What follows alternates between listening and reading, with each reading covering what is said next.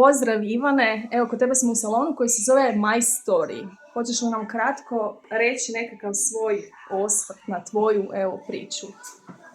Kako si došao do same ideje da radiš ovaj posao? Je li to stvarno nekako tvoja prva strast, ajmo reći, i tvoj poziv, ili si se isto tako predomišljao, razmišljao, imao različite utjecaje u tom procesu? Bilo je tu pozdrav svima. Ja sam Ivan. Što Slađa rekla, nalazimo se u ovom salonu. Neki put je bio kao završiti srednju školu. I što se tiče izbora, do zadnjih dana nisam bio siguran da li ću upisati to ili nešto drugo. I onda sam se odlučio na kraju upisati za frizere. Uvijek sam volio čačkati po kosi, šišati, plesati i takve stvari. I jednostavno upisao srednju školu, to mi se svidjelo, bilo je zanimljivo, bio sam jedini dečko u razredu sa 22 cure. I tu smo se borili svakako na sve načine.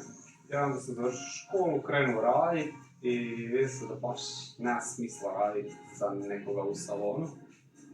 I ja sam se odlučio otvoriti svoj salon. Tako je sve nekako krenulo, onda sve prepreke, svi oni lijepi momenti i tako. Koji bi bili nekakvi najveći izazovi? Recimo, znamo da si otvorio svoju poslovnu priču za vrijeme COVID-a.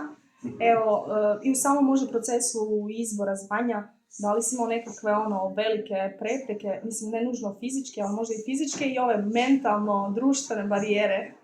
Bilo je društvenih barijera, dakle, prvo moj otac, znači, otac nikako nije bio zato da ja budem frizer, ali sam bio uporan i kao htio sam to i to je nekako moj put na kojem se ja vidim, koji živim i dobro mi je I mu to nikako nije odgovaralo da budem frizer, dok ću školu u drugom gradu, ja mislim da ću biti tu.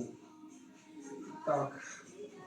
A uvijek je bilo, mislim, predrasuda, kad ljudi čuju kao čak u današnje vrijeme sad i ne, jer je sve više i više dečki počelo se baviti tim poslom, ali prije ne znam, ideš putem do škole, ljudi ti dobacuju, kao je hodaš s lutkom u rukama i s koferom za sređivanje frizure.